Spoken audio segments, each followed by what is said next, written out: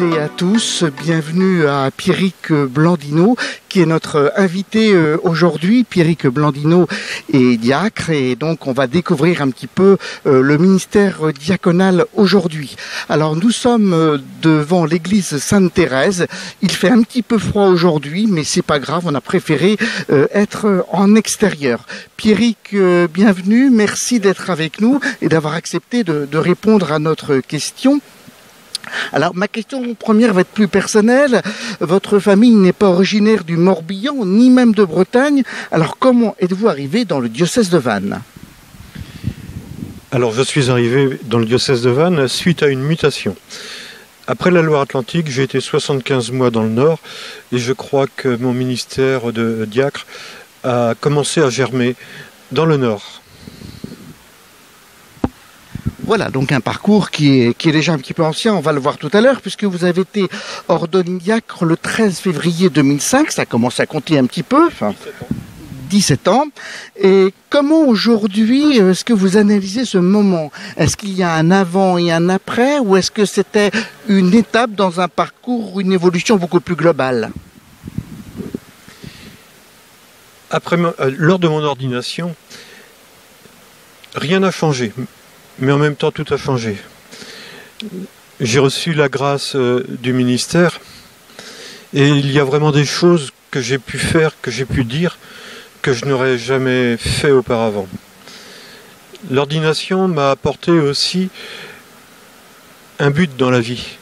Et ce but, c'est d'être au service. Service des autres, mais surtout être au service de l'Église et du Seigneur.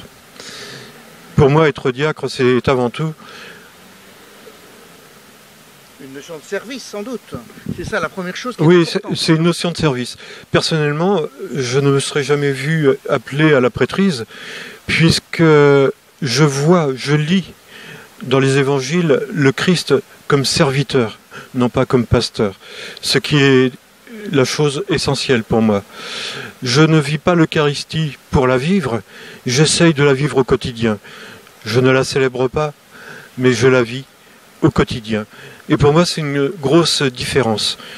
Il faut d'abord être Eucharistie pour pouvoir recevoir pleinement l'Eucharistie. Le rôle du diacre est souvent méconnu, il peut être vu comme un sous-prêtre, voire comme un prêtre même pour certains publics moins avertis.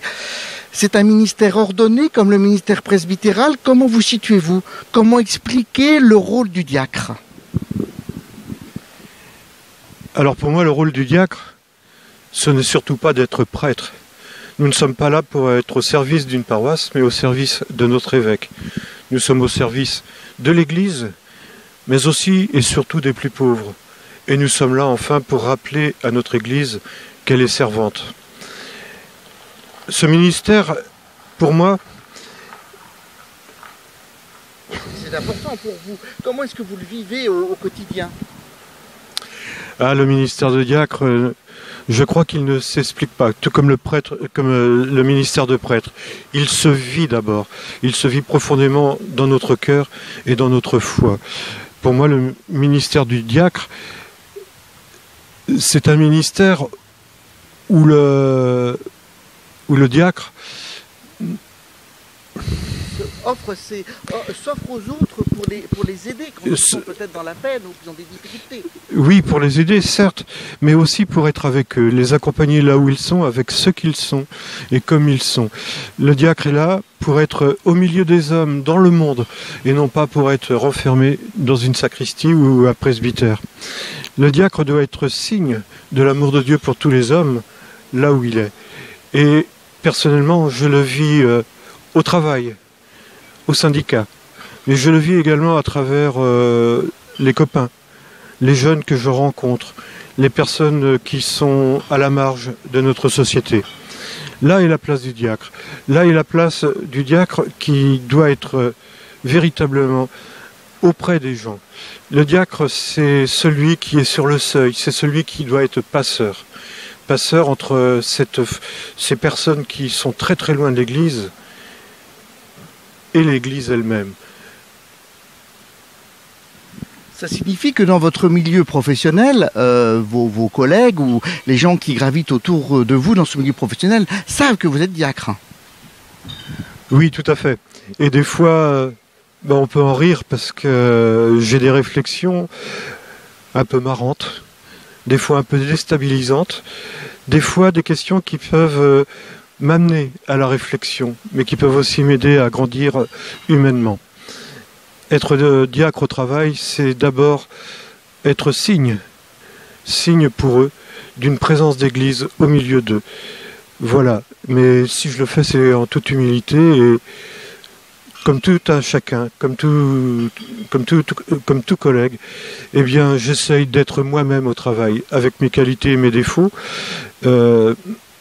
Voilà, être diacre au quotidien, c'est être un homme comme tous les hommes, un homme qui vit sa vie, mais avec quelque chose de particulier, avec la foi qui l'accompagne, avec cet amour de Dieu qui est véritablement présent.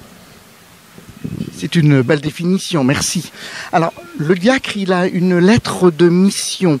Quelle est votre mission donnée par l'évêque aujourd'hui et comment a-t-elle évolué depuis le début de votre ordination ? Alors ce qui est marrant, c'est que je vais arriver dans quelques jours sur ma 3e paroisse. Habituellement, un diacre ne bouge pas, ne change pas de paroisse puisqu'il est marié, il est intégré à sa paroisse. Donc ma lettre de mission va forcément changer. Mais ma première mission, c'était les jeunes loin de l'église. Après, je me suis retrouvé à l'aumônerie des étudiants, où là j'avais encore une autre lettre de mission pour accompagner ces jeunes qui étaient en études. Aujourd'hui, ma mission se retrouve auprès des gens du voyage, de les accompagner, de les aimer pour ce qu'ils sont, avec ce qu'ils sont. Oui, les gens du voyage, pour moi, c'est une part importante de mon ministère, où je reçois énormément.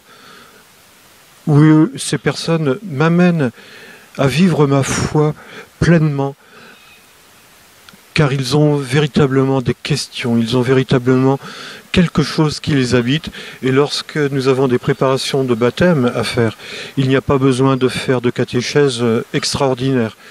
Par exemple, l'autre jour, j'ai célébré un baptême d'une jeune fille de 15 ans. Lorsque je lui ai demandé ce qu'était pour elle la résurrection, la croix, elle m'a répondu la résurrection. C'est la première fois que j'ai eu cette réflexion-là. Des sédentaires, des gadgets ne m'ont jamais dit cela. Et je lui suis reconnaissante à cette jeune d'avoir été aussi profonde dans sa réponse. Merci. Alors, dans les diacres du diocèse, certains sont mariés, on l'évoquait un petit peu tout à l'heure, d'autres célibataires, d'autres sont veufs parfois, certains sont en milieu urbain, d'autres en milieu rural. Cette diversité, c'est un atout ou c'est plutôt une difficulté pour se comprendre entre diacres ? Alors, le corps diaconal est d'abord un corps une fraternité diaconale qui est très... Oui, qui est très soudée. Et la spécificité de cette fraternité, c'est que les épouses de diacres sont toujours présentes. Elles nous accompagnent, elles accompagnent leur époux, et lors de nos rencontres, elles sont là pour relativiser les choses, elles sont là pour apporter des choses aussi, de leurs réflexions, qui sont tout à fait autres que nous. Et pour moi, il est important d'avoir ces deux côtés, hommes, femmes, car notre ministère s'exprime de manière différente. Et pour moi, le ministère de diacre marié, eh bien, ne peut se faire sans son épouse. L'épouse du diacre est très très importante. Elle doit d'ailleurs donner son accord pour que son mari soit ordonné diacre. Alors, en allant de Lorient en Faouette, vous passez justement d'un milieu, j'allais dire très urbanisé, à un milieu plus rural. Alors, pouvez-vous nous expliquer un petit peu ce choix ? Premièrement, je connais énormément de monde à Lorient. Peut-être un peu trop. Donc, il faut que je me protège. Et comme le Christ doit est allé sur la montagne pour méditer, pour être plus près de son Père, eh bien, je dois me retirer aussi. Me retirer pour, un, me protéger, mais deux, pour retrouver ce lien avec le Seigneur, pour pouvoir prier. Et la chance que j'ai, c'est que je vais habiter juste en face d'une chapelle. L'autre chose, c'est que, eh bien, je suis franciscain. Et en ville, la nature me manque énormément. Ce lien à la création, pour moi, est essentiel. Car la création nous apporte à la contemplation des merveilles de Dieu, mais aussi à l'humilité par rapport à tout ce que Dieu a fait de beau et de grand, tout ce qu'il a fait pour nous. Alors une question qui va rejoindre certains éléments que vous avez dit tout à l'heure concernant votre mission spécifique auprès des gens de voyage, parce que c'est une mission bien particulière. C'est une communauté avec des règles et des coutumes très spécifiques. Alors pouvez-vous nous en dire un petit peu plus ? Je dirais tout d'abord que les gens du voyage ont plus de crainte d'a priori sur les gadgets, sur nous, que nous en avons sur eux. Les gens du voyage ont une peur terrible des sédentaires. Peur dans le sens noble du mot. Il faut savoir que cette population a été pourchassés depuis la nuit des temps, depuis plus de 1000 ans.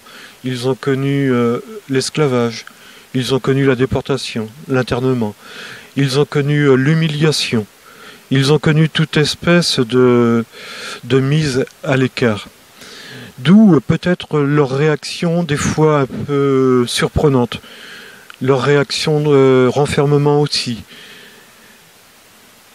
Mais ce sont un peu comme des bonbons Haribo, je dirais.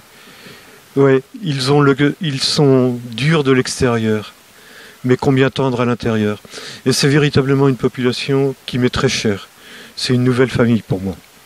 Et j'espère pouvoir continuer cette mission le plus longtemps possible avec eux. Pierrick, merci. Et puis j'allais vous dire bon vent dans vos nouvelles réalités pastorales, mais aussi humaines, parce que les deux sont liés. Et puis, quant à nous, merci d'avoir été avec nous dans ce froid, pour nous en tous les cas. Et nous vous donnons rendez-vous très bientôt. Merci, au revoir.